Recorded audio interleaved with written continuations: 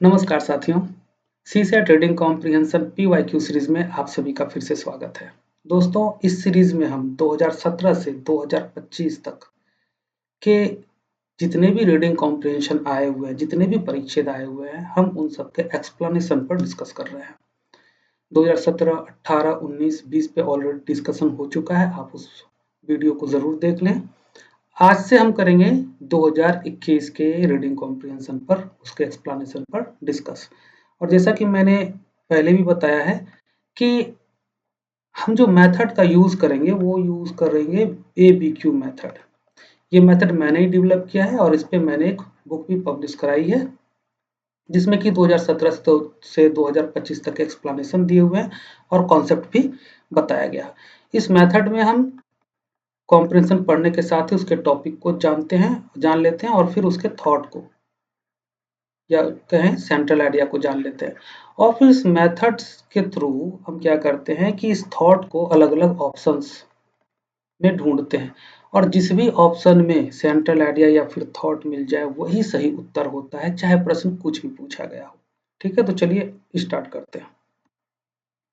यह पहला परिच्छेद। शोधकर्ताओं ने मटर के कीड़ों पी-एफिड और रस चूसने वाले कीड़ों से युक्त कृत्रिम तीर्ण भूखंडों को रात में स्ट्रीट लाइट के अनुरूप आलोकित किया। कुछ नहीं किया, दो तरह का स्ट्रीट लाइट ले लिया रात में। ठीक है, एक एक्सपेरिमेंट यहाँ चल रहा है, एक एक्सपेरिमेंट यहाँ चल रहा है। कह रहा है कि इन्हें दो अलग अलग प्रकार के प्रकाश में रखा गया, इन दोनों कीड़ों को। नवीनतर वाणिज्यिक, ये फॉन्ट चेंज हो गया है और देख लेंगे हम यहाँ पर क्या है। तो नवीनतर वाणिज्यिक प्रकाश के सदृश श्वेत प्रकाश और सोडियम स्ट्रीट लैंपों के सदृश एम्बर प्रकाश, दो अलग अलग तरह का प्रकाश लिया गया। ठीक है, 1 और 2 ऐसे मान लीजिए, इसको याद रखने की जरूरत नहीं है। अब देखिए आगे कह रहा है कि मटर कुल के जंगली पौधे जो कि तृण भूमि में मटर के कीड़ों के लिए खाद्य के स्रोत हैं, इन पौधों पर निम्न तीव्रता युक्त एम्बर प्रकाश डालने पर यह देखा गया कि इससे पुष्पन प्रेरित होने की बजाय बाधित होता है। तो क्या बता रहा है कि भाई मटर कुल का जो पौधा है उस पर प्रकाश का नकारात्मक प्रभाव पड़ा है। क्या नकारात्मक प्रभाव पड़ा है कि उसका पुष्पन बाधित हुआ है। ठीक है, मतलब हम कहेंगे कि उसकी वृद्धि बाधित हुई है। आगे कह रहा है कि प्रकाश के प्रभाव के अंतर्गत सीमित मात्रा में खाद्य उपलब्ध होने के कारण कीड़ों की संख्या में भी उल्लेखनीय कमी आई। तो जो मटर के कीड़े हैं, मटर के कीड़े, अब इनके लिए इनका खाना भी रखा गया।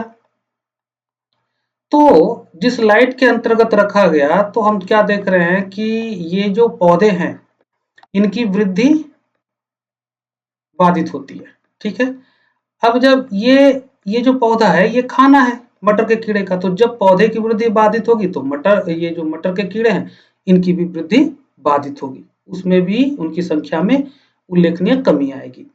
तो ये जो एक्सपेरिमेंट है उसमें देखा गया कि मटर के कीड़ों पर उनकी संख्या में उल्लेखनीय कमी आई। बस इतना सा है परिच्छेद। ठीक है, मतलब दो अलग अलग तरह के लाइट को लिया गया है और उसके अंतर्गत एक एक्सपेरिमेंट किया जा रहा है जिसमें कि एक के बारे में बात की गई है, दूसरे के बारे में बात नहीं की गई है। किसके बारे में बात की गई है? जो कीड़े हैं, मटर के कीड़े हैं। ठीक है, तो उसको जब रखा गया एक खास लाइट के नीचे तो देखा गया कि जो वो पौधे हैं जिसे वो मटर के कीड़े खाते थे उन पौधों की वृद्धि बाधित हुई और जिससे क्या हुआ कि कीड़ों की संख्या में भी कमी आई। बस ये पूरा परिच्छेद, इसको हम देख लेते हैं विश्लेषण में। विश्लेषण मतलब कम शब्दों में हम देखेंगे कि परिच्छेद की मुख्य बात क्या है। यह परिच्छेद एक अध्ययन के हवाले से कृत्रिम स्ट्रीट लाइट का कीटों की संख्या और उनके भोजन स्रोतों की उपलब्धता पर प्रभाव की बात करता है। ठीक है, एम्बर रोशनी ने मटर कुल के जंगली पौधे की फूल आने की प्रक्रिया को बाधित किया जिससे कीटों को कम भोजन मिला और उनकी संख्या घट गई। इतना आसान है परिच्छेद।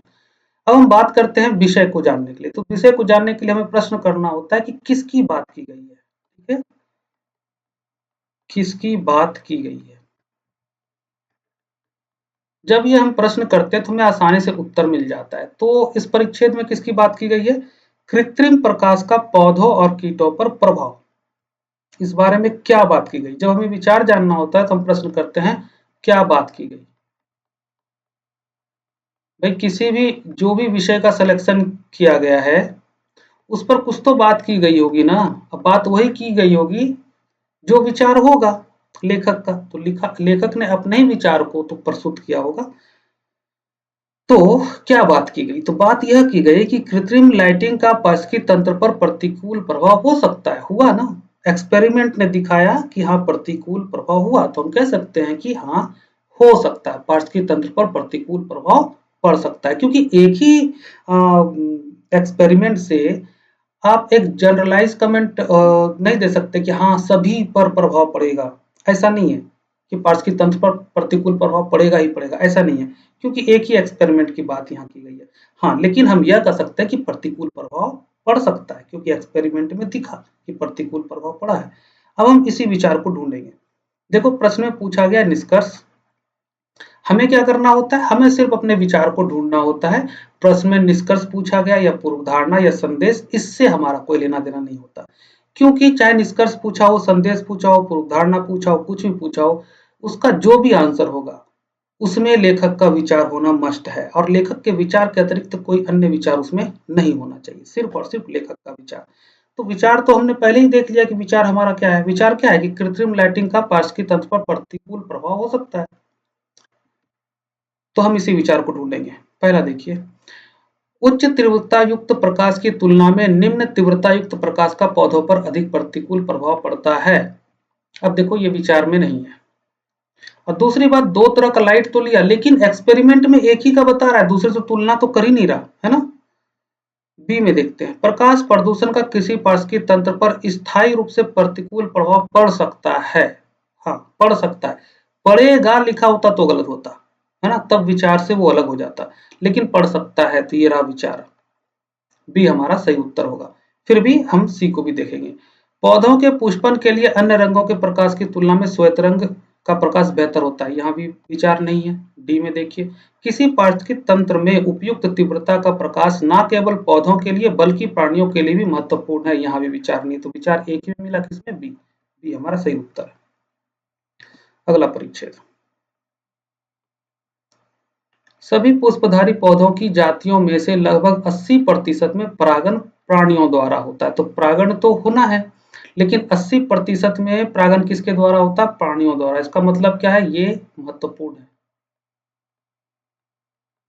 ठीक है, जिसमें पक्षी और स्तनधारी प्राणी शामिल हैं। अब इसको थोड़ा सा और एक्सप्लेन कर दे रहा है कि उन प्राणियों में कौन कौन से शामिल हैं। किंतु कीट मुख्य परागणकारी, अब उनमें से सबसे प्रमुख परागणकारी कौन है, कीट है।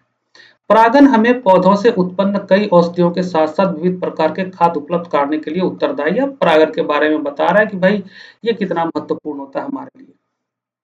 विश्व की कम से कम 1/3 कृषि फसलें परागण पर निर्भर है। परागण के लिए मक्षिका सर्वाधिक प्रभावी वर्ग है और ये 400 से भी अधिक फसलों के लिए अत्यंत महत्वपूर्ण है। तो परागण जो एक व्यवस्था है प्रकृति ने जो किया है वो कितना महत्वपूर्ण है ये आपको बताया जा रहा है। हमारी खाद्य सुरक्षा के लिए कितना महत्वपूर्ण है ये बताया जा रहा है। परागण एक ऐसी अनिवार्य व्यवस्था है जो पौधों और प्राणियों के बीच जटिल संबंधों का परिणाम है। अब इसको परिभाषित करने का प्रयास कर रहा है कि परागण एक्चुअली है क्या, ये कैसी व्यवस्था है। तो ये एक ऐसी अनिवार्य व्यवस्था है जो पौधों और प्राणियों के बीच जटिल संबंधों का परिणाम है, ठीक है, और इनमें से किसी की भी कमी या ह्रास होने से दोनों का अस्तित्व प्रभावित होता है ना। किसी में भी अगर कमी या ह्रास आता है तो दोनों का अस्तित्व प्रभावित होता है। जैसे जो परागणकारी प्राणी हैं, अगर जो परागणकारी प्राणी है जैसे ए, और ये हो गया बी पौधा, अगर ये प्रभावित हो रहा है तो ये भी प्रभावित होगा, और अगर ये बी प्रभावित हो रहा है तो ए भी प्रभावित होगा, ठीक है, यही बात कह रहा है। आगे कह रहा है कि प्रभावी परागण के लिए मूल प्राकृतिक वनस्पति के आश्रय जैसे संसाधनों की आवश्यकता होगी। तो हमने देखा पहले कि परागण हमारे लिए कितना महत्वपूर्ण है, परागण का प्रभावी परागण होना कितना महत्वपूर्ण है। तो प्रभावी परागण सुनिश्चित करने के लिए क्या जरूरी है कि मूल प्राकृतिक वनस्पति के आश्रय जैसे संसाधनों की आवश्यकता है। तो ये है पूरा परिच्छेद। अब चलो हम इसको देखते हैं। कम शब्दों में जान लेते हैं। परागन पौधों और कीटों के बीच ऐसा जटिल संबंध का निर्माण करता है कि एक का ह्रास दोनों के अस्तित्व को प्रभावित करता है। प्राकृतिक वनस्पतियों का संरक्षण प्रभावी परागन सुनिश्चित करने के लिए आवश्यक है। अब बात करते हैं कि किसकी बात की गई है। तो बात की गई है पारिस्थितिकी तंत्र में परागण कार्यों का महत्व। इस बारे में क्या बात की गई कि परागणकर्ता और पौधे का अस्तित्व एक दूसरे पर निर्भर करता है। अब ये रहा विचार, हमें इसी विचार को ढूंढना है कि कहां है। देखते हैं फर्स्ट स्टेटमेंट में कि विचार है या नहीं। क्वेश्चन पूर्व धारणा पूछी गई है। परागणकारी प्राणियों की विविधता के बिना भारत के अनाज खाद्यान्न का संधारणीय उत्पादन संभव नहीं है। तो देखो, परागणकारी प्राणियों की विविधता, ये तो लेखक के विचार में है, लेकिन ये भारत वाला जो संदर्भ है ये लेखक के विचार में नहीं है। तो यहाँ विचार नहीं मिला, क्योंकि मैंने जैसा पहले बताया था कि सिर्फ और सिर्फ लेखक का विचार होना चाहिए, उससे अलग कोई विचार नहीं होना चाहिए। अब दूसरा देखते हैं। उद्यान फसलों की एक धान्य कृषि कीटों के अस्तित्व के लिए बाधक है। ठीक है, तो ऐसा कुछ भी नहीं कहा गया है कि एक धान्य कृषि कीटों के अस्तित्व के लिए बाधक है। विचार में क्या कहा गया है कि परागणकर्ता और पौधे का अस्तित्व एक दूसरे पर निर्भर करता है। और हम परिच्छेद में लास्ट में देखिए कि प्रभावी परागण के लिए मूल प्राकृतिक वनस्पति के आश्रय जैसे संसाधनों की आवश्यकता है। तो यहाँ पर भी विचार नहीं मिला कि उद्यान फसलों की एक धान्य कृषि कीटों के अस्तित्व के लिए बाधक है। नहीं, अगर फसल को नुकसान हो रहा है, ठीक है, पौधों को नुकसान हो रहा है, तो कीटों के अस्तित्व के लिए बाधक होगा। अगर कीटों को नुकसान हो रहा है तो वो फसल के अस्तित्व के लिए बाधक होगा। ये बात दो में नहीं है। तीसरा देखते हैं। प्राकृतिक वनस्पति से विभिन्न कृषि क्षेत्रों में परागण कार्यों की अत्यधिक कमी हो जाती है। बात बिल्कुल सही है। कह रहा है ना कि भाई प्रभावी परागण के लिए ये जरूरी है। तो जहां पे प्राकृतिक वनस्पति विहीन कृषि होगी, तो वैसे क्षेत्रों में परागण कार्यों की संख्या में तो कमी आएगी ही आएगी। तो यहाँ विचार आ गया। अब चौथा देख लेते हैं, फोर्थ स्टेटमेंट। कीटों में विविधता पौधों में विविधता लाती है, दोनों के संबंध को बताया गया है। ठीक है, ये हमारा विचार है। तो 3 और 4 आंसर क्या हो जाएगा? डी। अब नेक्स्ट परिच्छेद देखते हैं। देखो, कह रहा है कि तमिलनाडु की कावेरी नदी घाटी पर क्षेत्रीय जलवायु मॉडलों का उपयोग करते हुए जलवायु परिवर्तन के प्रभावों पर किए गए अध्ययन में अधिकतम और न्यूनतम तापमानों में वृद्धि की प्रवृत्ति और वर्षा के दिनों की संख्या में कमी देखी गई। एक अध्ययन किया गया कहां? कावेरी नदी घाटी।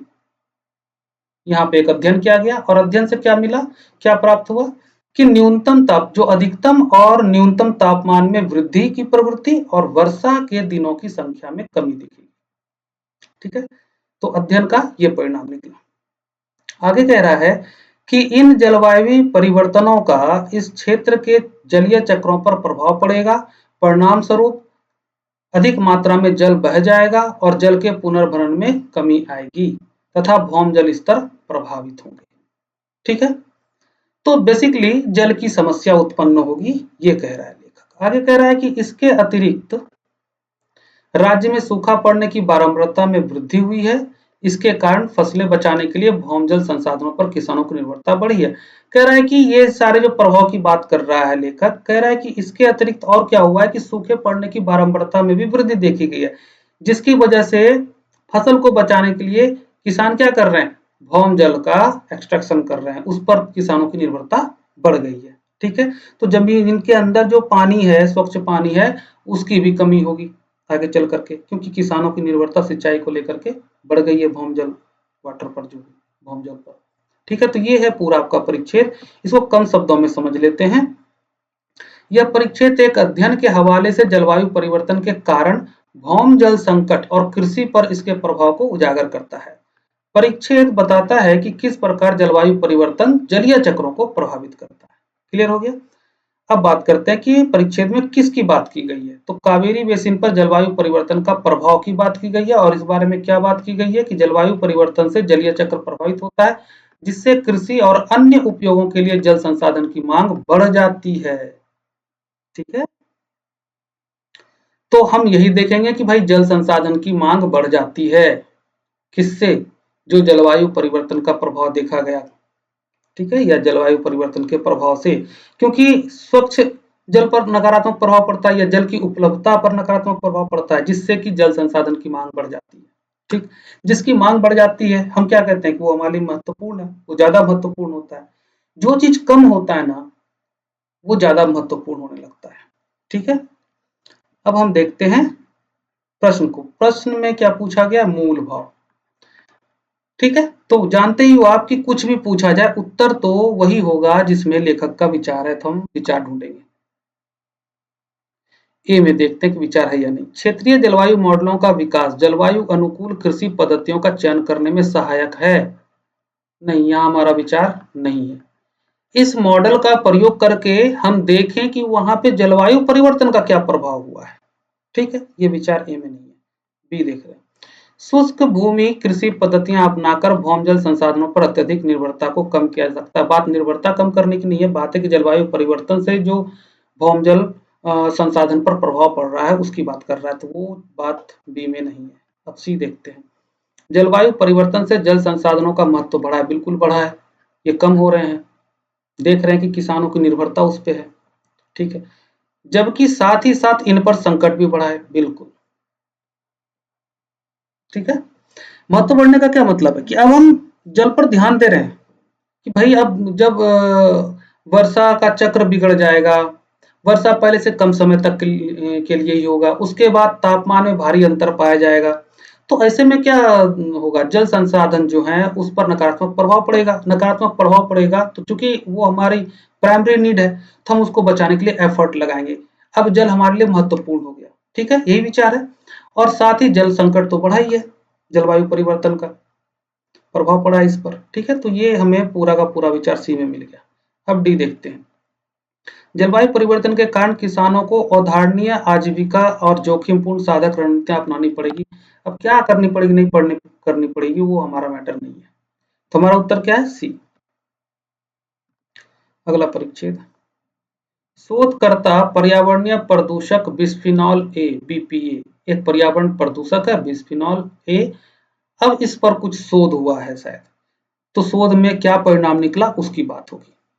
तो बिस्फिनॉल ए के तंत्री आवेशी न्यूरोटॉक्सिक प्रभावों का पता लगाने के लिए, मतलब बिस्फिनॉल ए का जो न्यूरोटॉक्सिक प्रभाव है ना, स्वास्थ्य को प्रभावित करने वाला प्रभाव जो है, उसका पता लगाने के लिए स्टेम कोशिकाओं का उपयोग करने में सफल रहे। मतलब स्टेम कोशिका का उपयोग करके जो प्रदूषक है, न्यूरोटॉक्सिक प्रभाव है प्रदूषक का, उसका पता लगाया जा सकता है। ठीक है, लगाया जा सकता है।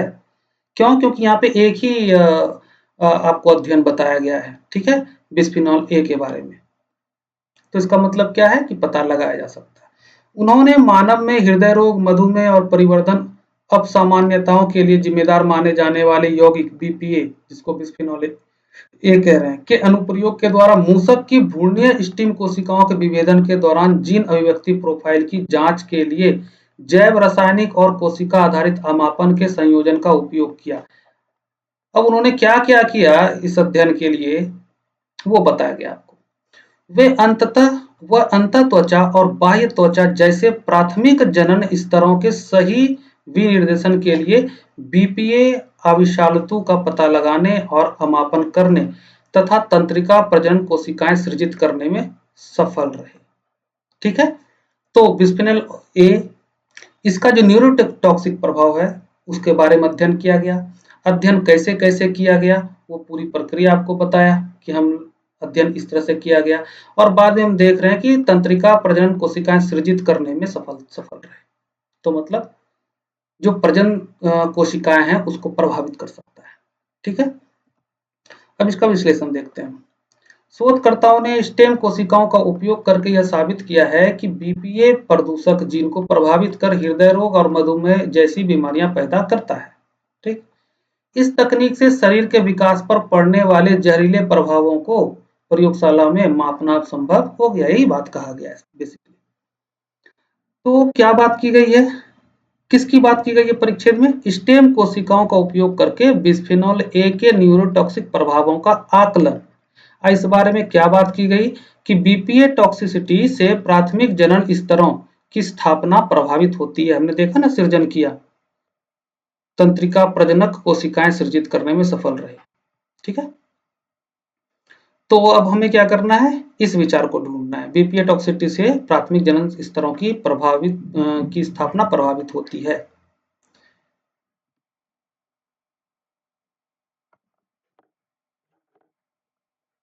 अब देखो, हम चेक करते हैं सारे ही स्टेटमेंट को कि किसमें विचार है किसमें नहीं है। पहला देखो, बीपीए जीवों में इन विवो भ्रूणीय विकास को परिवर्तित कर सकता है। बिल्कुल सही, लास्ट में रिजल्ट तो ही आया ना, तो यहां विचार हमारा है।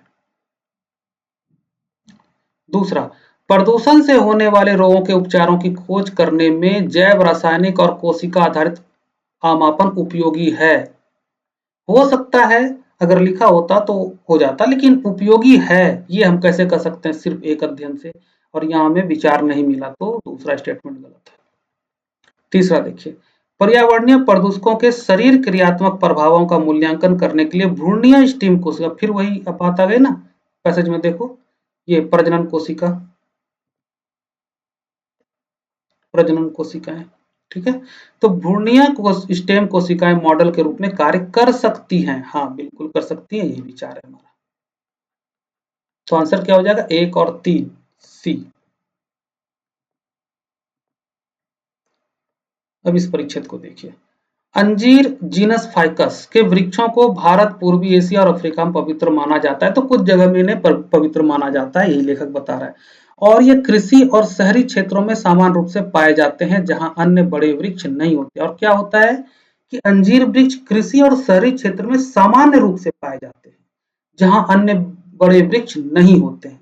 तो आपको भी पता है कि कृषि क्षेत्र और शहरी क्षेत्र में सामान्यतः बड़े वृक्ष नहीं पाए जाते। क्यों? क्योंकि कृषि क्षेत्र में अगर बड़े वृक्ष होंगे तो उसका जो जड़ है वो काफी फैलेगा, उसका जो छाया होगा वो भी काफी विस्तृत होगा, तो ऐसे में खेती करना मुश्किल हो जाएगा, इसलिए सामान्यतः बड़े वृक्ष नहीं पाए जाते। वहीं अगर कोई छोटा मोटा वृक्ष होता है कृषि क्षेत्र में तो उसको नहीं काटते हैं, अक्सर किसान उसको नहीं काटते, ताकि वो वहां पर सुस्ता सके, थोड़ा आराम कर सके छांव में, है ना, और उससे खेती को भी कोई नुकसान नहीं होता। तो इससे एक बात का पता चलता है कि जो अंजीर वृक्ष है ये छोटा वृक्ष है, छोटे साइज का वृक्ष है।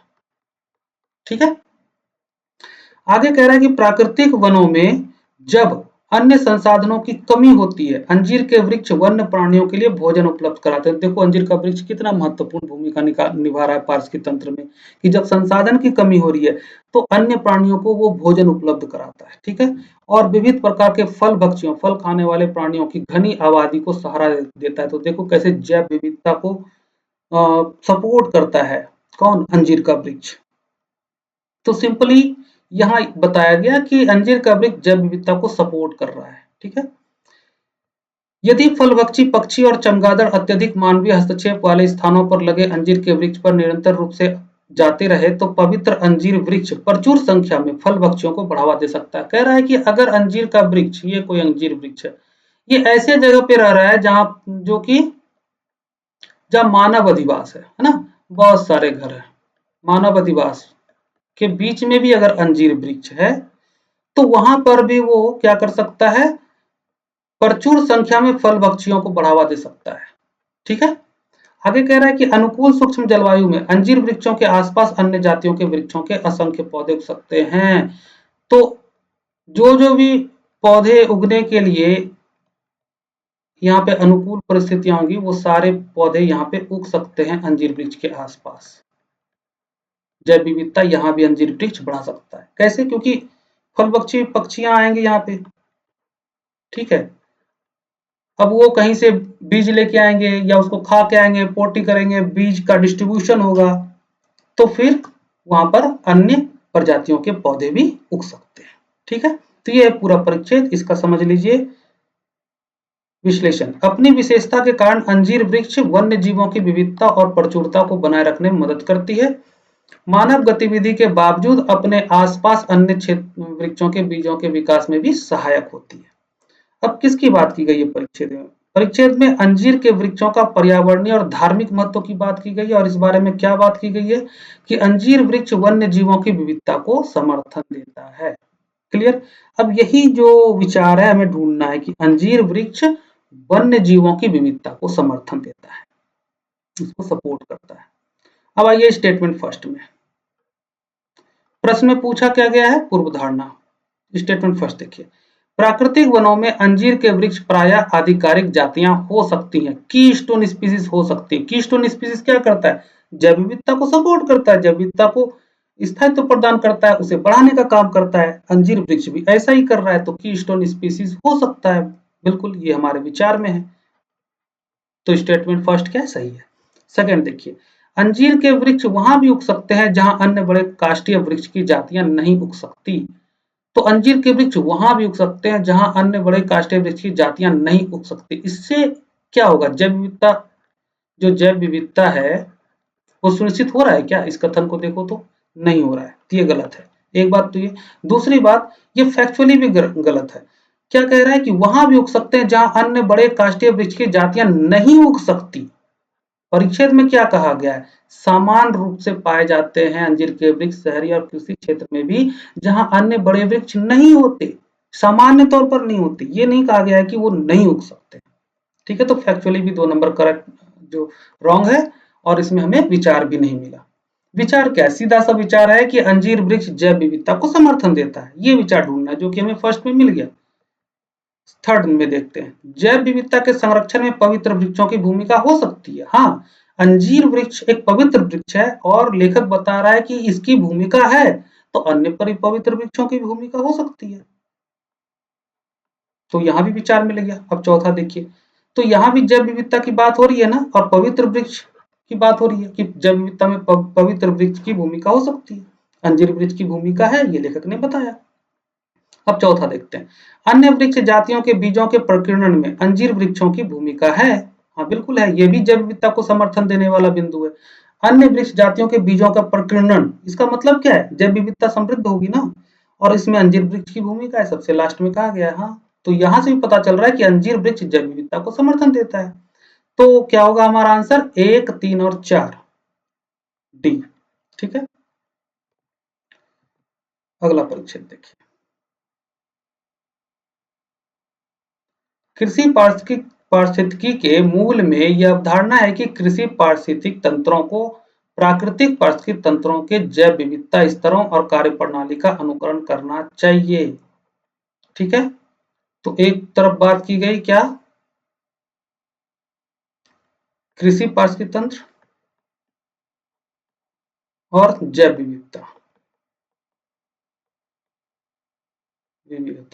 ठीक है, क्या कह रहा है कि इसका पालन करना है, कृषि पारिस्थितिक तंत्र को किसका, जैव विविधता स्तरों और कार्य प्रणाली का अनुकरण करना चाहिए। ठीक है, अगर नहीं करते हैं तो उसका नुकसान उठाना पड़ेगा, नुकसान उठाना पड़ेगा। फैक्चुअली ये बात नहीं बता रहा हूं, परिच्छेद में जो एक लाइन हमने पढ़ी उसका मीनिंग आ रहा है कि करना चाहिए, तो नहीं करने से नुकसान हो सकता है। क्लियर, अब आगे देखो,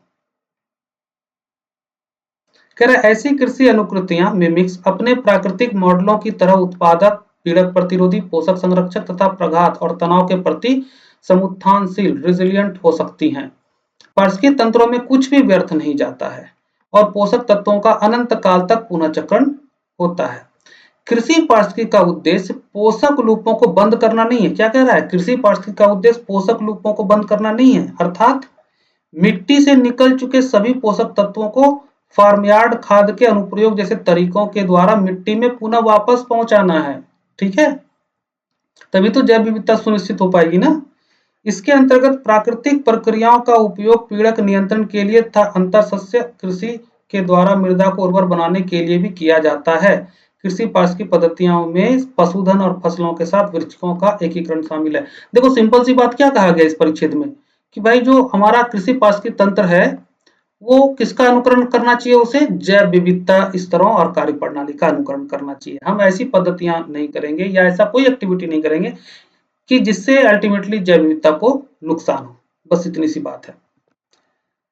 अब इसका देख लीजिए विश्लेषण। यह परिच्छेद कृषि पारिस्थितिकी के कृषि प्रणाली की स्थिरता और उत्पादकता को बढ़ाने में महत्वपूर्ण भूमिका पर केंद्रित है। कृषि पारिस्थितिकी प्राकृतिक पारिस्थितिक तंत्रों का अनुकरण कर उत्पादक, पीड़क प्रतिरोधी, पोषक संरक्षक तथा प्रघात और तनाव के प्रति समुत्थानशील हो सकती है। अब बात करते हैं कि किसकी बात की गई है परिच्छेद में। परिच्छेद में कृषि पारिस्थितिकी के मूल विचार की बात की गई है। और ये मूल विचार के बारे में क्या बात की गई है कि कृषि पारिस्थितिकी प्राकृतिक पारिस्थितिक तंत्रों का अनुकरण कर कृषि की स्थिरता और उत्पादकता बढ़ाती है। अब इस विचार को हमें ढूंढना है। अब देखो यहाँ पर क्या है, निम्नलिखित पर विचार कीजिए। अब सिंपल सी बात दिया हुआ है, भूमि संरक्षण सस्य। अब इसमें हम विचार कैसे ढूंढे भाई, हमें यह देखना है कि भूमि संरक्षण सस्य यह जो एक विधि है, क्या यह विधि मृदा की मृदा का जो स्वास्थ्य है उसको खराब करता है या उसको समृद्ध करता है? तो भाई समृद्ध करता है। भूमि संरक्षण सस्य जो कवर क्रॉप्स होता है, तो जैव विविधता को अल्टीमेटली ये सपोर्ट ही करेगा ना, तो विचार है इसमें। अब दूसरा देखो, उर्वरक सिंचाई फर्टिगेशन नहीं। जल संवर्धन, भाई जल संवर्धन से क्या हो जाएगा? सिर्फ नहीं। मिश्रित कृषि, हाँ जैव विविधता को समर्थन मिलेगा, मृदा का स्वास्थ्य बना रहेगा, उसकी उर्वरता बनी रहेगी। तो चौथा हो गया। बहुसस्यन पॉलीकल्चर, हाँ जी, इससे जैव विविधता को समर्थन मिलेगा, मृदा का स्वास्थ्य बना रहेगा। छठा ऊर्ध्वाधर कृषि नहीं, वर्टिकल फार्मिंग आप पढ़ लेना। वर्टिकल फार्मिंग क्यों की जाती? पानी जो को बस रोकने के लिए किया जाता है वर्टिकल फार्मिंग, ठीक है। यहाँ जैव विविधता और मृदा स्वास्थ्य से लेना देना है नहीं। पहाड़ी क्षेत्रों पर कैसे कृषि करें? तो पहाड़ी क्षेत्रों पर वर्टिकल फार्मिंग की जाती है। तो हमारा उत्तर क्या हो जाएगा? कौन कौन सा स्टेटमेंट सही है? 1 और 4 और 5, 1 4 5, आंसर हमारा ए। ठीक है, अब चलिए अगला। ना केवल क्रेडिट कार्ड के विवरण और डाटाबेस जैसे अमूर्त डाटा के साथ कंप्यूटरों का संबंध उत्तरोत्तर बढ़ता जा रहा है, बल्कि भौतिक वस्तुओं की वास्तविक दुनिया और संवेदनशील मानव शरीर के साथ भी यह संबंध बढ़ रहा है। सिंपल बता रहा है कि कंप्यूटर हमारे जीवन के कई क्षेत्रों को प्रभावित कर रहा है। जो कंप्यूटर है वो विभिन्न क्षेत्रों को प्रभावित कर रहा है। ठीक है,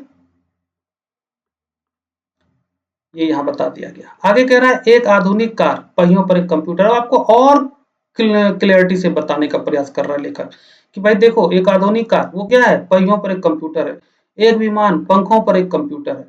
इंटरनेट ऑफ थिंग्स के आगमन से सड़क चिन्हों और एमआरआई स्कैनरों से लेकर कृत्रिम अंगों और इंसुलिन पंपों तक प्रत्येक वस्तु में कंप्यूटर शामिल हो जाएगा।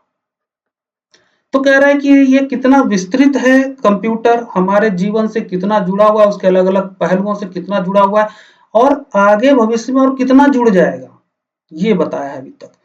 कह रहा है कि इस बात का प्रमाण नगण्य है कि ये उपकरण गैजेट इनके डेस्कटॉप समकक्षों की तुलना में अधिक विश्वास योग्य होंगे। अब क्या कह रहा है?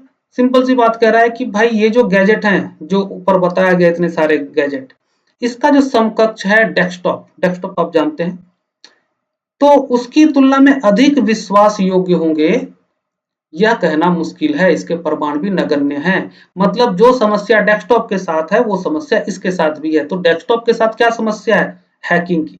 इसका मतलब है कि जितनी भी चीजें कंप्यूटर की तरह कार्य कर रही है, कंप्यूटर से जुड़ी हुई, उन सबको हैक किया जा सकता है, क्योंकि सबसे बड़ी प्रॉब्लम तो हैकिंग की ही है ना। आगे लेखक इसको स्पष्ट भी कर देगा। हम तो बस यह देख रहे हैं कि जिस तरह से ये लिखा है उसका मीनिंग क्या आ रहा है। देखो लिखा है कि हैकर पहले ही यह प्रमाणित कर चुके हैं कि वे इंटरनेट से जुड़ी कारों और पेसमेकरों को दूरस्थ नियंत्रण रिमोट कंट्रोल कर सकते हैं। क्यों? क्योंकि ये इंटरनेट से जुड़ी जितनी कार है, पेसमेकर, ये कार पेसमेकर ये सब आखिर क्या है? कंप्यूटर ही तो है। यही तो लेखक कह रहा है। ठीक है, तो कंप्यूटर है तो ये सुरक्षित नहीं है। क्यों? क्योंकि इसको हैक किया जा सकता है, दूर से नियंत्रित किया जा सकता है, दूरस्थ रिमोट कंट्रोल किया जा सकता है। तो सुरक्षा संबंधी चुनौतियां हैं किसके साथ? कंप्यूटर के साथ। इसको हम कम शब्दों में समझ लेते हैं।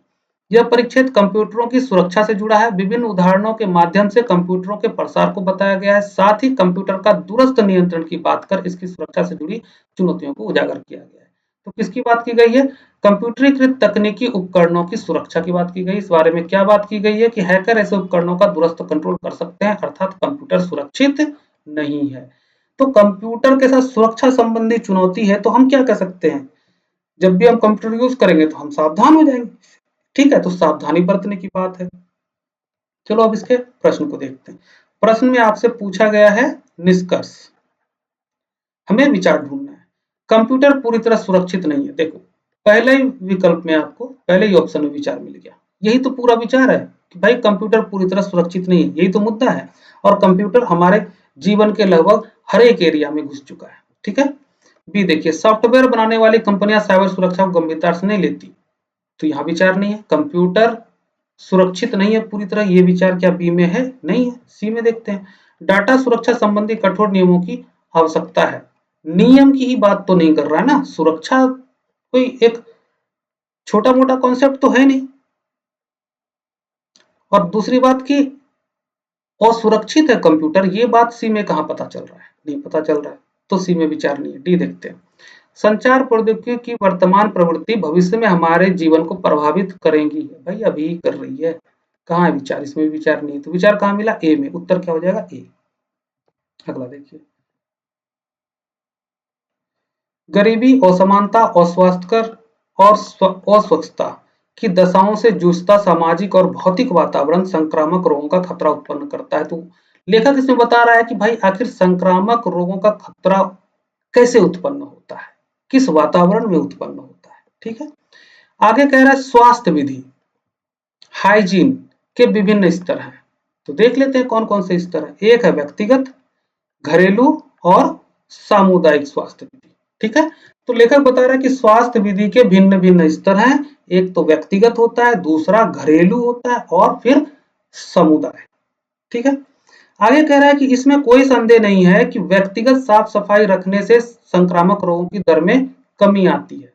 तो व्यक्तिगत साफ सफाई आप रखते हैं, अपने बॉडी को सफाई रखते हैं, आप जहाँ सोते हैं वहां पे साफ सफाई रखते हैं, खासकर अपने बॉडी को आप साफ सुथरा रखते हैं, तो ये संक्रामक रोगों से दूर रखने में मदद करता है, इसमें कोई शक नहीं है। ठीक। मुद्दा क्या है फिर? किंतु, अब मुद्दा आएगा किंतु इस क्षेत्र में बाजार के प्रवेश ने सुरक्षा की झूठी भावना को जन्म दिया। सुरक्षा की भावना होना अलग बात है और सुरक्षा की झूठी भावना होना वो अलग बात है।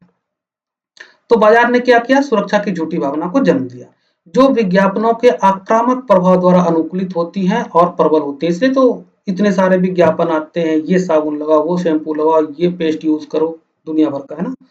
आगे कह रहा है कि पश्चिम यूरोप का अनुभव यह दर्शाता है कि व्यक्तिगत स्वास्थ्य विधि के साथ साथ पर्यावरणीय दशाओं में सामान्य सुधार तथा स्वच्छ जल, स्वच्छता और खाद्य सुरक्षा जैसे घटकों से शिशु बाल मृत्यु संक्रमण की दरों में पर्याप्त कमी आई। अब एक पश्चिम यूरोप का एक आपको घटनाक्रम या एक एग्जाम्पल दे करके बता रहा है कि भाई व्यक्तिगत स्वास्थ्य के साथ साथ अपने पर्यावरण का भी ध्यान रखना, इससे बाल मृत्यु में, संक्रमण की दरों में, ठीक है, इन सब में कमी आई है। तो कहना क्या चाह रहा है लेखक? लेखक कहना कहना चाह रहा है कि व्यक्तिगत स्वास्थ्य तो अच्छी बात है, ठीक है, लेकिन व्यक्तिगत स्वास्थ्य में आप इतना भी नहीं अंधे हो जाओ कि आप अपने पर्यावरण को गंदा करना शुरू कर दो, सिर्फ अपने पर ही ध्यान दो, ऐसा नहीं। व्यक्तिगत स्वास्थ्य विधि, उसमें आपको ऐसी विधि का पालन करना चाहिए जिससे कि आपका आसपास का जो वातावरण है वो भी दूषित ना हो। ये नहीं कि आप साफ हो रहे हैं अब बाकी दूषित हो रहा है। ठीक है।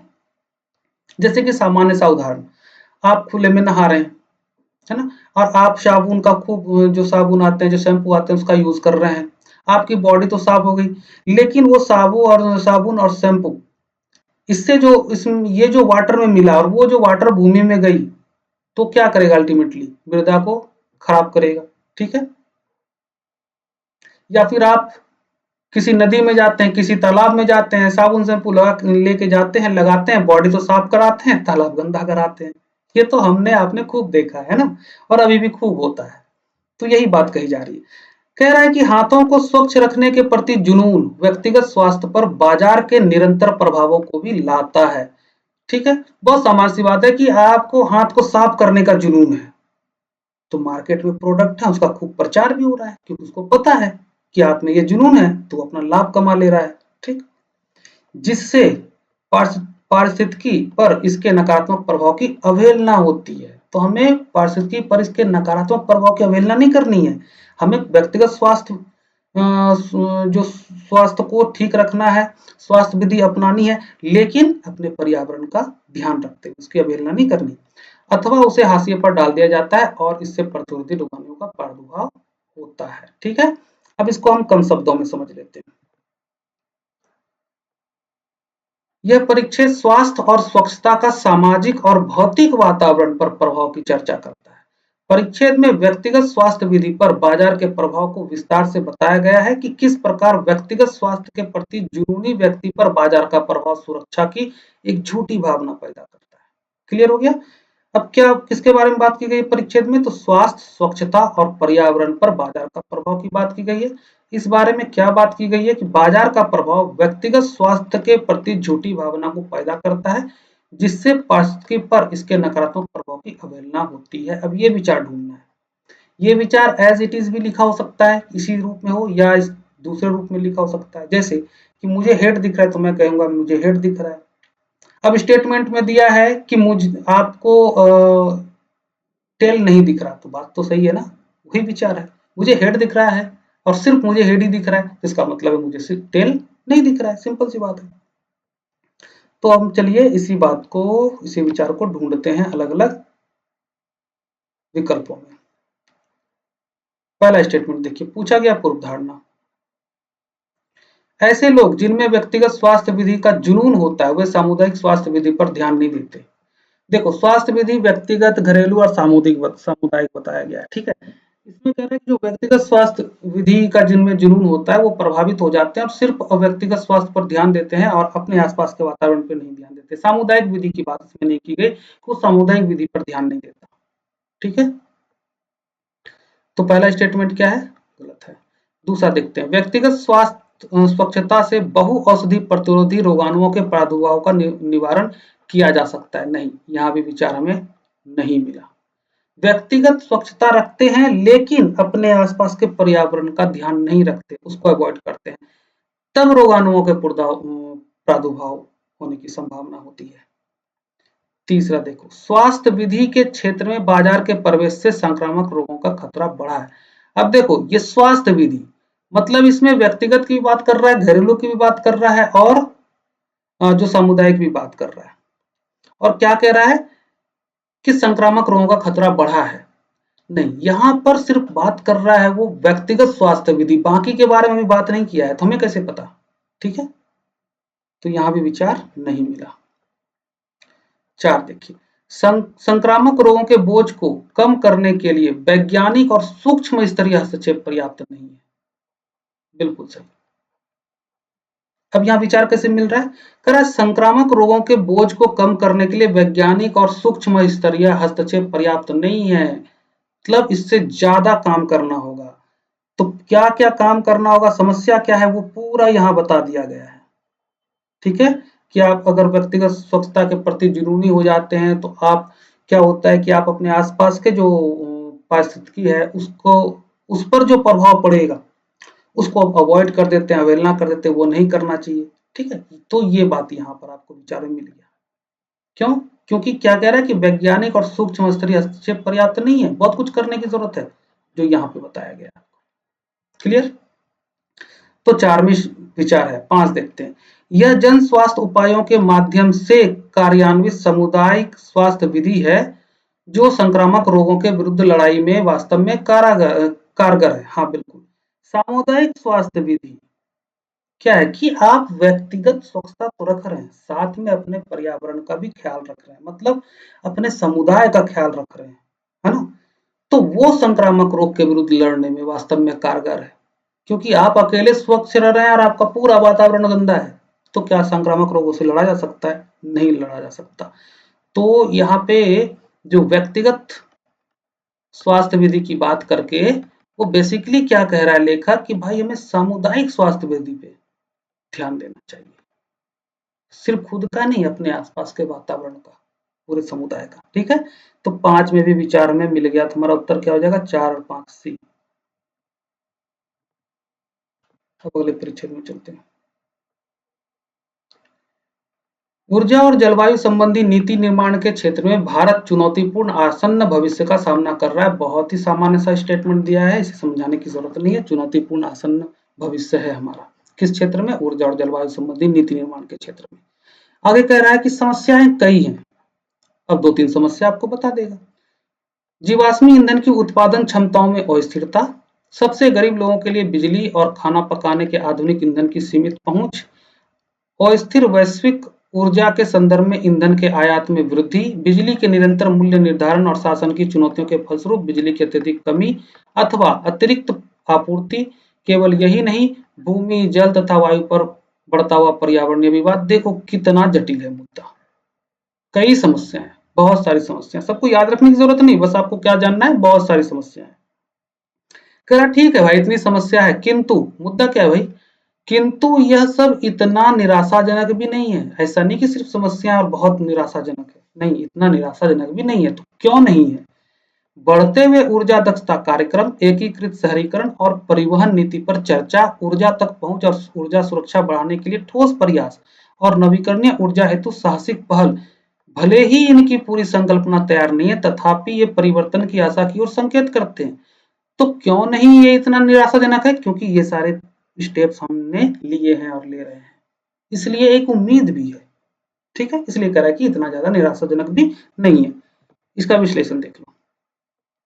कह रहा है भारत ऊर्जा संकट, ईंधन आयात और पर्यावरणीय विवादों जैसी गंभीर चुनौतियों का सामना कर रहा है। हालांकि ऊर्जा दक्षता, शहरीकरण नीतियों और नवीकरणीय ऊर्जा की दिशा में उठाए गए ठोस कदम भविष्य के लिए सकारात्मक बदलाव की आशा जगाते हैं। अब बात करते हैं कि परिच्छेद में किसकी बात की गई है। तो भारत में ऊर्जा और जलवायु संबंधी नीति निर्माण के क्षेत्र में चुनौतियां और संभावनाओं की बात की गई। इस बारे में क्या बात की गई है? बात यह की गई है कि भारत में ऊर्जा और जलवायु संबंधी नीति निर्माण के क्षेत्र में कई चुनौतियां हैं, साथ ही इसमें सकारात्मक पहल भी हो रही है। ये है विचार, इसे हमें ढूंढना है। संदेश पूछा गया है, देखते हैं। ए, भारत के ऊर्जा निर्णयन की प्रक्रिया सदैव जटिल और अंतर संबंधित है। जटिल तो है, हम देख रहे हैं, और अंतर संबंधित भी है। सब एक दूसरे से जुड़ा हुआ है। देखो, जीवाश्म ईंधन की उत्पादन क्षमताओं में अस्थिरता, सबसे गरीब लोगों के लिए बिजली और खाना पकाने के आधुनिक ईंधन की सीमित पहुंच, अस्थिर वैश्विक ऊर्जा के संदर्भ में ईंधन के आयात में वृद्धि, बिजली के निरंतर मूल्य निर्धारण और शासन। ये जो सामाजिक आर्थिक समस्याएं दी गई ना, सब आपस में जुड़ी हुई है,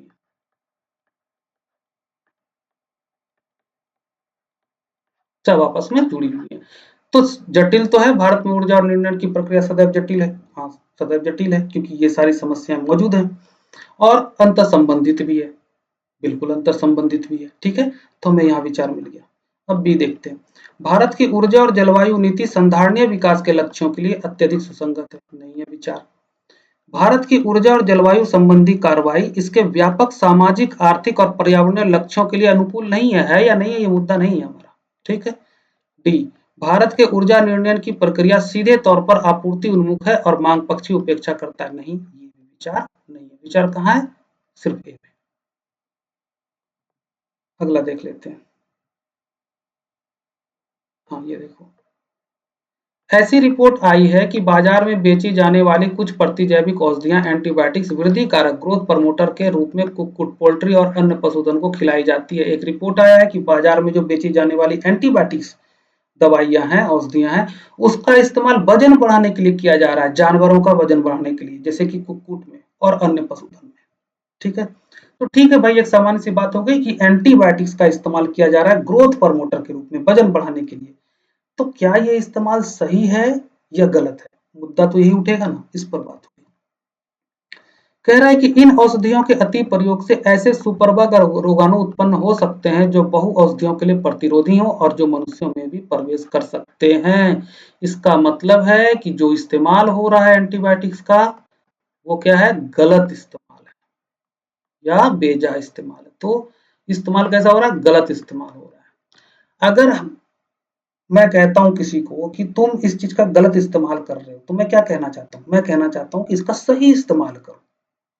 तो अभी तक क्या पता चला कि एंटीबायोटिक्स का गलत इस्तेमाल हो रहा है, तो लेखक क्या कहना चाहता है कि एंटीबायोटिक्स का सही इस्तेमाल करो। चलो अब आगे देखते हैं। इससे सचेत होकर कुछ कुक्कुट पालन कंपनियां, किससे? ये जो इसका नकारात्मक प्रभाव है, ठीक है, जो सुपर बग और रोगाणु उत्पन्न होने वाली बात कही गई है, तो उसके बारे में कह रहा है कि इससे सचेत होकर कुछ कुक्कुट पालन कंपनियों ने कुक्कुटों का तेजी से वजन बढ़ाने के लिए औषधियों का प्रयोग बंद कर दिया। ठीक है भाई, 1990 के दशक से जब डेनमार्क ने प्रतिजैविक वृद्धि कारक, ग्रोथ प्रमोटर एंटीबायोटिक्स के प्रयोग पर रोक लगाई है, प्रमुख सूकर मांस निर्यातक का कहना है कि अधिक संख्या में सूकर पैदा हो रहे हैं और पशुधन में भी रोग कम हो रहा है। तो जब ग्रोथ प्रमोटर के रूप में इस्तेमाल को बैन कर दिया गया, उसको बंद कर दिया गया, तो रिजल्ट कैसा आया?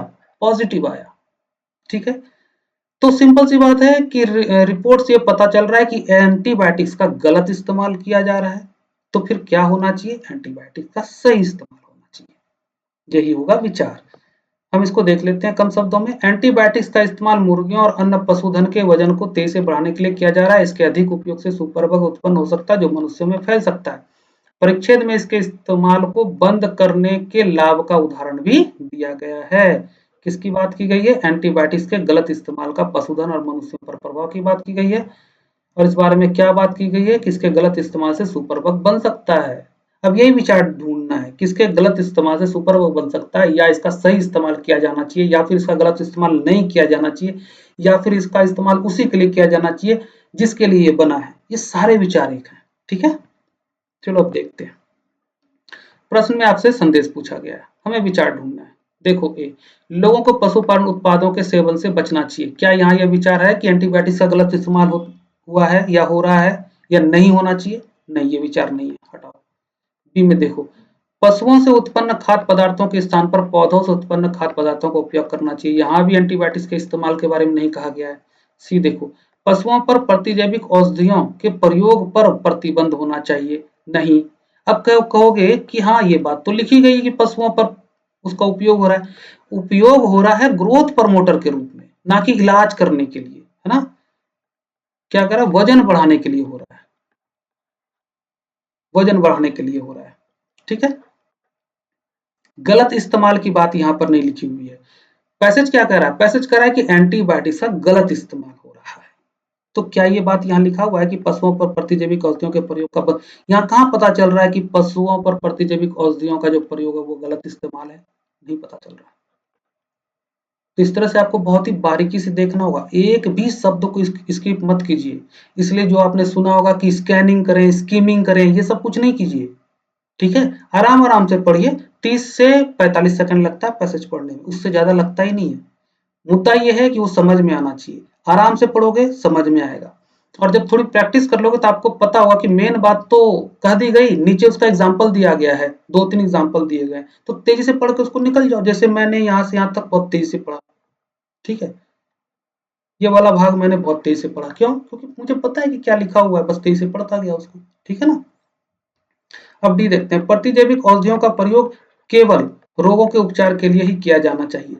अब देखो, यहाँ पे बहुत ध्यान से देखना, आपने जो अभी तक पढ़ा है उसमें आपको बताया गया है कि जो आत्यांतिक वर्ड है, जैसे केवल है, सभी है, अनिवार्य है, इस तरह के जो वर्ड हैं वो प्रायः गलत होते हैं, वो प्रायः गलत होते हैं। अब देखो, एग्जामिनेशन हॉल में क्या होता है कि जल्दबाजी में रहते हो। क्यों? क्योंकि क्वालिफाई करना है, उसका डर लगा हुआ रहता है। तो आप जब पहला ऑप्शन देखोगे ना, तो आप भी उसको आराम से एलिमिनेट कर दोगे, क्योंकि जो ट्रेडिशनल मेथड है वो बेसिकली एलिमिनेशन मेथड है। हम पता करते हैं कि कौन सा सही नहीं हो सकता है, और उसको छांटते छांटते एलिमिनेट करते करते जो लास्ट में बच जाता है हम कहते हैं वो सही है ना। लेकिन एबीक्यू मेथड क्या है? एबीक्यू मेथड है कि आपको विचार पहले से पता होता है, आपको पता होता है कि आपका उत्तर कैसा होगा। ठीक है, तो आप उसको ढूंढते, जैसे हम लोग अभी ढूंढ रहे हैं। तो पहला ऑप्शन और दूसरा तो आप आराम से एलिमिनेट कर दोगे, तीसरे में थोड़ा फंस जाओगे, थोड़ा कंफ्यूजन हो जाएगा कि पशुओं पर प्रतिजैविक औषधियों के प्रयोग पर प्रतिबंध होना चाहिए। आप भी सोचोगे कि हाँ भाई, एंटीबायोटिक्स का उपयोग हो रहा है और उससे ही प्रॉब्लम क्रिएट हो रही है। फिर सोचोगे कि चलो डी पढ़ लें। अब डी कह रहा है केवल, जैसे ही केवल देखोगे दिमाग में तुरंत खटकेगा, कह रही इसको एलिमिनेट करो। आप इसको एलिमिनेट करके क्या टिक करोगे? सी। यहीं पर गलती होगी। ठीक है, और ऐसे कई पैसेजेस होंगे, और इसी वजह से सीसेट क्वालिफाई नहीं होगा। मैथ रीजनिंग में कितना भी कुछ कर लो, रीजनिंग के तो बहुत ज्यादा क्वेश्चन होते नहीं, उसके भरोसे तो पास नहीं हो सकते। मैथ में कितना भी कुछ कर लो, परिच्छेद जरूरी है, उसको सॉल्व करना ही पड़ेगा। तो बेटर है कि उसको सीख लो, उसको ठीक से समझ लो। अब देखो, केवल, अब यहाँ केवल वाला स्टेटमेंट सही है, पर कैसे, ये सवाल उठता है कि कैसे। कैसे? इसलिए कि जो एंटीबायोटिक्स है ना, एंटीबायोटिक्स है वो एक दवा है, औषधि है। दवा किस लिए बनाई गई है? बीमारी के इलाज के लिए, बीमारी के इलाज के लिए। अगर बीमारी नहीं होती तो दवा बनती क्या? नहीं। आप अगर कहते हो कि दवा का इस्तेमाल बीमारी के इलाज के लिए या दवा का इस्तेमाल इलाज के लिए किया जाना चाहिए, बात सही है। बीमारी का इस्तेमाल केवल इलाज के लिए किया जाना चाहिए, तब भी बात सही है, क्योंकि दवा बनी ही है केवल रोगों के उपचार के लिए। हाँ, उसके अलग अलग प्रयोग हो सकते हैं, नशे के लिए भी प्रयोग करते हैं ना लोग, तो गलत इस्तेमाल है। गलत इस्तेमाल के बारे में ही इस पैसेज में कहा गया है, और कहा, लेखक का कहना है कि इसका सही इस्तेमाल करो। सही इस्तेमाल क्या है? केवल रोगों का उपचार। क्लियर? सी देखो क्या कह रहा था सी, कि पशुओं पर प्रतिजैविक औषधियों के प्रयोग पर प्रतिबंध होना चाहिए। क्यों भाई? पशुओं को भी तो इलाज की जरूरत है ना। हाँ, ग्रोथ प्रमोटर के रूप में उपयोग पर प्रतिबंध होना चाहिए। ठीक है, तो हमारा आंसर होगा डी। अब अगले परीक्षक पर चलते हैं। नीति निर्माताओं और जनसंचार माध्यमों ने खाद्य पदार्थों की आसमान छूती कीमतों के लिए कई कारकों को दोषी ठहराया है। कौन कौन से कारक को? जिसमें ईंधन की उच्च कीमतें, इसको दोषी ठहराया। प्रमुख खाद्य उत्पादक देशों में खराब मौसम, इसे भी दोषी ठहराया। और खाद्येतर पदार्थों के उत्पादन के लिए भूमि का उपयोग शामिल है। इन सभी बातों को दोषी ठहराया है। किसके लिए? खाद्य पदार्थों की आसमान छूती कीमतों के लिए। कह रहा फिर भी, अब ध्यान देना, अब आएगा मुख्य विचार। फिर भी सर्वाधिक आबादी वाली उभरती हुई अर्थव्यवस्थाओं से खाद्य पदार्थों की मांग में वृद्धि पर अधिक बल दिया गया है। ये सब तो कारण हैं, लेकिन किस कारण पे सब सर्वाधिक बल दिया गया है? कि जो उभरती हुई अर्थव्यवस्था, वहां से जो खाद्य पदार्थ की मांग हो रही है ना, मांग में जो वृद्धि हो रही है, उस पर अधिक फोकस किया गया है। कह रहा है कि इससे इस बात की, इससे किससे? जिसकी बात जस्ट पहले की गई। जस्ट पहले क्या की गई है? कि उभरती हुई अर्थव्यवस्थाओं से खाद्य पदार्थों की मांग में वृद्धि। तो इससे इस बात की बहुत अधिक संभावना बनती है कि इन देशों में अत्यधिक खपत से खाद्य संकट उत्पन्न हो सकता है। जो इन देशों में बहुत ज्यादा खपत, उसकी डिमांड जो बढ़ रही है ना, उससे खाद्य संकट उत्पन्न हो सकता है। तो खाद्य संकट कहाँ उत्पन्न हो सकता है? क्या उस खास देश में? नहीं, यहीं पर हम भूल कर देंगे। कह रहा है कि यहाँ जो मांग, इन देशों में जो मांग की प्रवृत्ति जो बढ़ रही है ना तेजी से, उससे खास संकट उत्पन्न होगा। सिर्फ ये कह रहा है कि उससे खास संकट उत्पन्न हो सकता है। तो कहाँ हो सकता है? ये वैश्विक संदर्भ में बात की गई है। ठीक है, किसी एक देश की बात नहीं की गई है, या सिर्फ विकासशील देश की बात नहीं की गई है। कारण तो बहुत सारे हैं ना, लेकिन मुख्य कारण जो, जिसपे सबसे ज्यादा बल दिया गया है, वो इस पर दिया गया है, और इससे खाद्य संकट उत्पन्न हो सकता है। ठीक है, अब आ जाओ उसके विश्लेषण में। नीति निर्माताओं और मीडिया द्वारा खाद्य मूल्य में वृद्धि के विभिन्न कारणों को जिम्मेदार बताया गया, ठीक है, लेकिन खाद्य संकट उत्पन्न होने की संभावना के पीछे उभरती अर्थव्यवस्थाओं में बढ़ती खाद्य मांग को प्रमुख कारण के रूप में देखा जा रहा है। तो किसकी बात की गई है? खाद्य मूल्य वृद्धि के कारण और संभावित खाद्य संकट। इस बारे में क्या बात की गई? कि उभरती अर्थव्यवस्थाओं से बढ़ती खाद्य मांग के कारण खाद्य संकट उत्पन्न हो सकता है। ठीक है, अब देखो यहाँ पूर्व धारणा पूछी गई प्रश्न में, हमें ढूंढना है विचार। खाद्य पदार्थों के उच्च मूल्यों का एक कारण तेल उत्पादक देश है। नहीं, तेल उत्पादक देश नहीं है। देखो यहाँ क्या लिखा है? ईंधन की उच्च कीमतें, है ना, ईंधन की उच्च कीमतें, ना कि तेल उत्पादक देश। तो यहाँ विचार नहीं है। दूसरा देखो, यदि निकट भविष्य में विश्व में खाद्य संकट उत्पन्न होता है तो वह उभरती हुई अर्थव्यवस्थाओं में होगा। उभरती हुई अर्थव्यवस्थाओं में होगा, ऐसी बात नहीं कह रहा। उभरती हुई अर्थव्यवस्था से जो डिमांड बार बार हो रहा है और वो डिमांड बढ़ रहा है, उसको एक बड़ा कारण बताया गया। तो दो में भी विचार नहीं है। तो हमारा आंसर क्या हो जाएगा? डी, ना तो एक ना ही दो। अब अगला में चलते हैं। कह रहा है आधुनिक विकास अर्थशास्त्र का मुख्य संदेश आय में वृद्धि को महत्व देना है। आधुनिक विकास अर्थशास्त्र का मुख्य संदेश क्या है? आय में वृद्धि को महत्व देना। ठीक है, जिसका आशय सकल घरेलू उत्पाद में वृद्धि से है। अब आय में वृद्धि, वृद्धि इसका आशय किससे बताया गया है? जीडीपी में वृद्धि से। ठीक है, तो आधुनिक विकास अर्थशास्त्र क्या मानता है? कि आय में वृद्धि होना चाहिए, आय में वृद्धि को अधिक महत्व देता है। और आय में वृद्धि का मतलब है कि जीडीपी में वृद्धि। इसका अर्थ हुआ कि आधुनिक विकास अर्थशास्त्र जीडीपी में वृद्धि को अधिक महत्व देता है। ठीक, आगे कह रहा है सिद्धांततः बढ़ती हुई जीडीपी रोजगार और निवेश के अवसर सृजित करती है ना। थ्योरेटिकली क्या है या सिद्धांततः क्या है? कि जीडीपी बढ़ रहा है तो रोजगार और निवेश भी बढ़ता है। जब किसी देश की आय में वृद्धि होती है, उसकी जीडीपी का स्तर कभी निम्न था, है ना? अगर कोई देश है जिसके आय में वृद्धि होती है, जिसका कभी जीडीपी स्तर निम्न था, तब क्या होता है? तो तब परिवार, समुदाय और सरकार अच्छे जीवन के लिए आवश्यक वस्तुओं के उत्पादन हेतु कुछ निधि को अलग रखने में उत्तरोत्तर समर्थ होते हैं।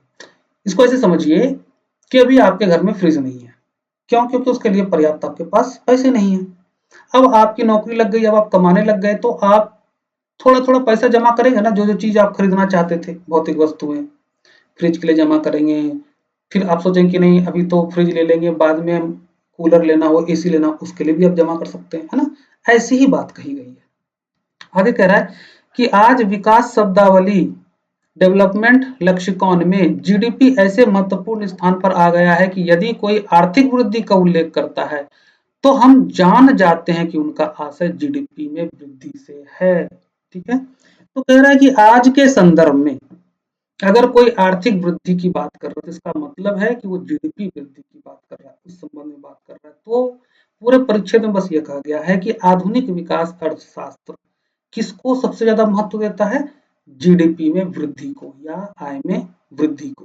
और लेखक क्या बता रहा है? लेखक बता रहा है कि सिद्धांत ऐसा होता है कि जीडीपी बढ़ने से रोजगार और निवेश दोनों के अवसर सृजित होते हैं। अब हम इसका देख लेते हैं विश्लेषण। यह परिच्छेद आर्थिक वृद्धि को लेकर आधुनिक विकास अर्थशास्त्र की धारणा पर केंद्रित है, जो बढ़ती जीडीपी को आर्थिक विकास का प्रमुख संकेत मानती है। सिद्धांततः जीडीपी में वृद्धि के साथ रोजगार और निवेश का सृजन होता है। तो परिच्छेद में किसकी बात की गई? परिच्छेद में बात की गई है जीडीपी और आर्थिक विकास में, जीडीपी और आर्थिक विकास में इसकी भूमिका, मतलब जीडीपी की भूमिका। विचार क्या बात की गई है कि जीडीपी वृद्धि से आय बढ़ती है और रोजगार व निवेश के अवसर उत्पन्न होते हैं। अब देख लेते हैं इसको। पूछा क्या गया है? पूर्व धारणाएं। पहला स्टेटमेंट, बढ़ती हुई जीडीपी किसी देश को विकसित देश बनने के लिए अनिवार्य। देखो, बढ़ती हुई जीडीपी से क्या होता है?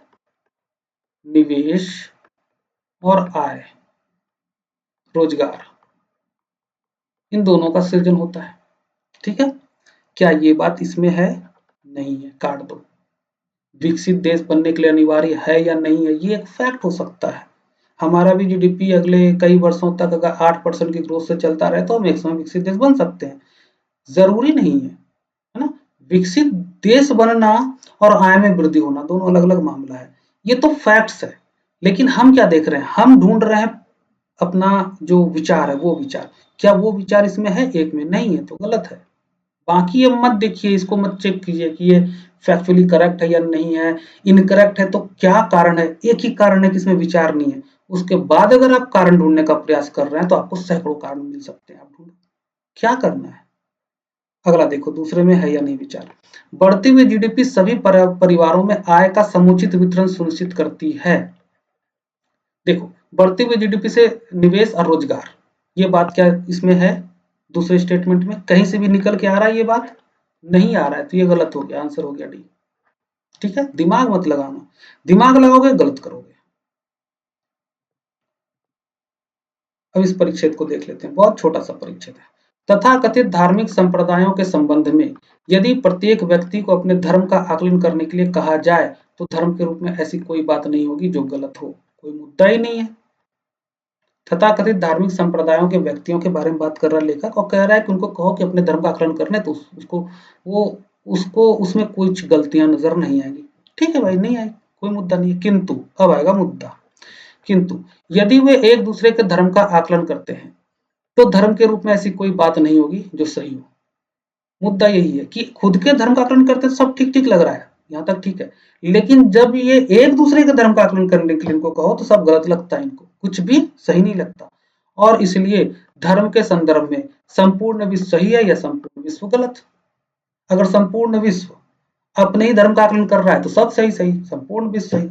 और संपूर्ण विश्व एक दूसरे के धर्म का आकलन कर रहा है तो सब गलत गलत, संपूर्ण विश्व गलत। ठीक है, बस इतना सा परिच्छेद है। अब इसका देख लेते हैं विश्लेषण।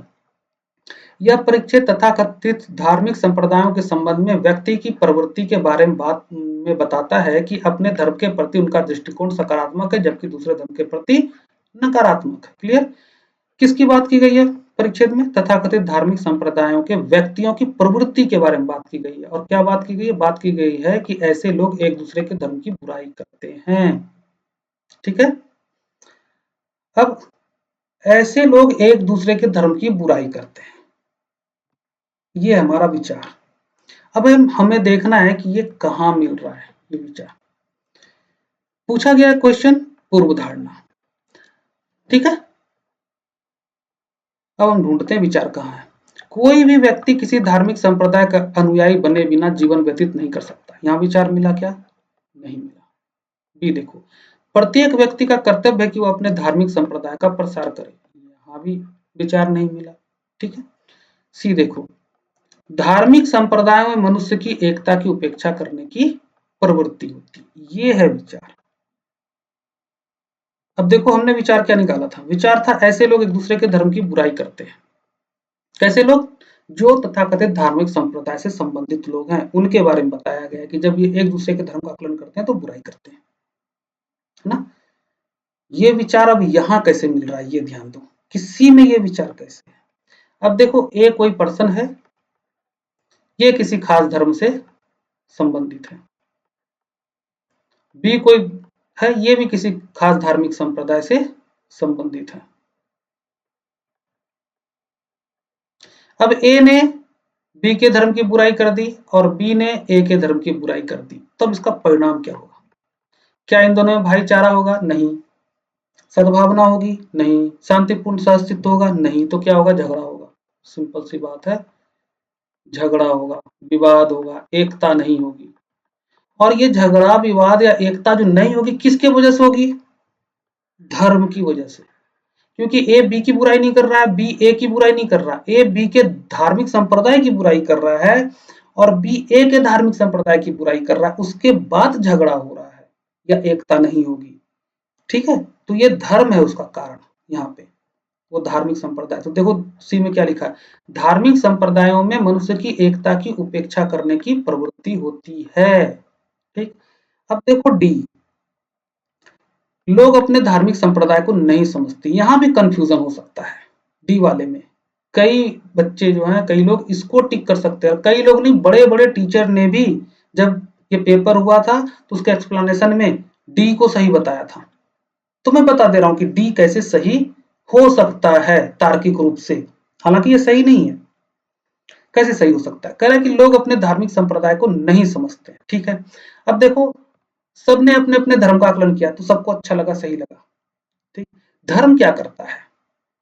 कोई भी धार्मिक संप्रदाय क्या करता है? मैसेज देता है। क्या मैसेज देता है? कि तुम्हें क्या करना है, क्या नहीं करना है, क्या करना नैतिक है, क्या करना अनैतिक है। तो आपने अपने धर्म को समझा। ये एक स्थापित फैक्ट्स है कि कोई भी धर्म दूसरे धर्म की निंदा करने नहीं कहता, हिंसा की बात नहीं करता। ये स्थापित तथ्य है, ये एक फैक्ट है। तो अगर मैं अपने धर्म का आकलन करता हूं, तो आकलन करने का मतलब क्या है? कि मैंने उसके मैसेजेस को समझा। तो धर्म ने तो मुझे कहा नहीं कि तुम दूसरे धर्म की बुराई करो, लेकिन मैं दूसरे धर्म का जब आकलन करता हूं तो मैं बुराई करता हूं। तो इसका मतलब है कि मैंने अपने धर्म को ठीक से नहीं समझा है। ठीक है? अपने ही धार्मिक संप्रदाय को मैंने ठीक से नहीं समझा है। ठीक? दूसरी बात, ये तो एक तर्क हो गया। दूसरा तर्क, कि ये भी स्थापित तथ्य हो चुका है कि प्रत्येक धर्म में कुछ ना कुछ कमियां तो हैं, जिसमें निरंतर सुधार भी होता रहा है। सभी धर्मों के धार्मिक गुरुओं ने ये एक्सेप्ट किया है कभी ना कभी कि उनके धर्म में भी कुछ कमियां हैं। तो जब आप अपने धर्म का आकलन करते हो तो आपको कमियां भी तो दिखेंगी ना। तो जब आप में खुद में ही कमी हो तो कैसे आप किसी दूसरे की कमी उजागर कर सकते हैं? पहले अपनी कमियां तो दूर करो ना। तो ये दो तर्क हैं, दो फैक्ट हैं। इस फैक्ट के आधार पे हम कह सकते हैं ना कि लोग अपने धार्मिक संप्रदाय को नहीं समझते हैं, इसलिए वो दूसरे धर्म की बुराई करते हैं। ठीक है? तो इसी वजह से कई महान टीचरों ने इसका आंसर डी दिया है, लेकिन इसका आंसर सी ही होगा। सी कैसे होगा? एक तो मैंने दिखा दिया कि विचार सी में है, डी में वो विचार नहीं, डी में वो विचार नहीं है, सी में है। इसको और मैं क्लियर कर देता हूं। देखो परिच्छेद में क्या है।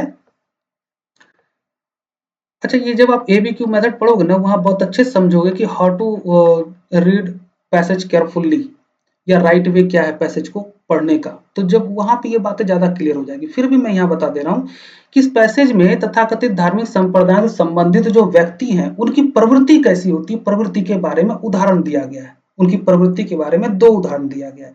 उनकी एक प्रवृत्ति यह बताई गई है कि जब वो खुद के धर्म का आकलन करते हैं तो सब सही लगता है।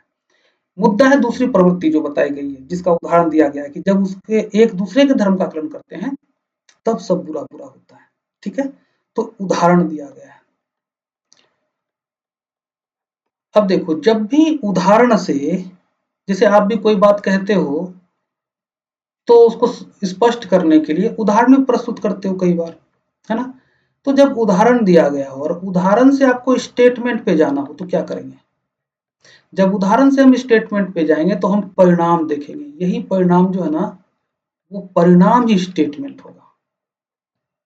जो उदाहरण दिया गया है उसका जो परिणाम होगा ना, वही स्टेटमेंट होगा बेसिकली। जैसे फॉर एग्जांपल, जैसे कि आप बाहर जाते हैं, घर से बाहर खेलने के लिए जाते हैं, वहां लड़ाई पीट करके आते हैं, आपके कपड़े फटे हुए हैं, गंदे भी हैं। आप घर आए तो पापा अब आपको डांट रहे हैं या आपकी मम्मा जो है डांट रही है, पीट रही है, आप पे गुस्सा कर रही है और कह रही है कि तुम बहुत बदमाश बच्चे हो, अपने छोटे भाई को देखो।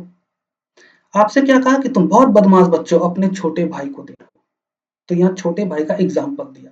एग्जाम्पल देके एक्चुअली में क्या बताना चाह रहा है कि तुम्हारा छोटा भाई बदमाशी नहीं करता है, यही है स्टेटमेंट। तो यहाँ एग्जाम्पल दिया है कि जब एक दूसरे के धर्म का आकलन करते हैं तो बुरा बुरा बोलते हैं या कुछ भी सही नहीं लगता। ठीक है, इसका परिणाम क्या होगा? उसका परिणाम होगा एकता ना होना, भाईचारा ना होना। यही है स्टेटमेंट। किसकी वजह से? उस धार्मिक संप्रदाय की वजह से। ठीक है, तो एकता ना होने की प्रवृत्ति कहाँ निहित है? उस धार्मिक संप्रदाय में निहित है। अब बात समझ में आ गई किससी कैसे सही हुआ? अब ये एक्सप्लेनेशन आप पूरे यूट्यूब पे ढूंढ लेना, कहीं नहीं मिलेगा, क्योंकि किताब में ऐसी बातें सीधी सीधी लिखी नहीं होती, ये आप ऑब्जर्व करते हो। ठीक है, तो इतने समय से जो रीडिंग कॉम्प्रिहेंशन जो कभी डिकोड ही नहीं हुआ था, मैंने जस्ट उसको ऑब्जर्व किया तो मुझे ये सारी चीजें दिखी वहां पर। और ये सारी चीजें कहाँ है? आपकी भाषा में है, आप मैं रोज इस्तेमाल करते हैं, हमारे मनोविज्ञान, हमारा मनोविज्ञान है ये। ठीक है, इसलिए मैंने लिखा भी है भाषा और मनोविज्ञान के आधार पर विश्लेषण। ठीक है, चलो तो ये हो गया। अब हम अगला परिच्छेद करते हैं।